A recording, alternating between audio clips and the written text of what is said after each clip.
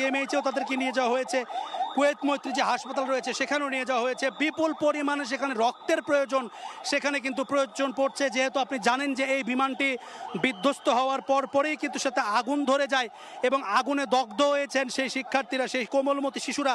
তাদের অগ্নিদগ্ধ শরীরে কিন্তু তাদেরকে বাঁচাবার জন্য প্রচুর পরিমাণে রক্তের প্রয়োজন এবং মানবিক উদাত্ত আহ্বান তারা জানিয়েছেন যে উত্তরার আশেপাশে যারা রয়েছেন, যারা রক্ত দিতে পারবেন, সেই উত্তরা মেডিকেল সহ বাংলাদেশ মেডিকেল সহ অন্যান্য হাসপাতালগুলোতে আপনারা দয়া করে আসুন এবং এই শিশুদের জীবন বাঁচাবার জন্য আপনাদের রক্তদান করুন, এই উদাত্ত আহ্বান কিন্তু তারা জানাচ্ছেন। এবং আমরা এখানে ইতোমধ্যে দেখছি আরও দুটি যেই অ্যাম্বুলেন্স দাঁড়িয়েছিল তারা কিন্তু আবারও ভিতরে প্রবেশ করেছে এবং এখানে উৎসুক যে জনতা তারা কিন্তু আস্তে আস্তে কিছুটা কমতে শুরু করেছে। অভিভাবকদের উৎকণ্ঠা এখনও কিন্তু তীব্র, তারা কিন্তু এখনও পর্যন্ত জানতে পারেননি ভেতরে যারা আটকা পড়েছেন তারা কী অবস্থায় আছেন। সেই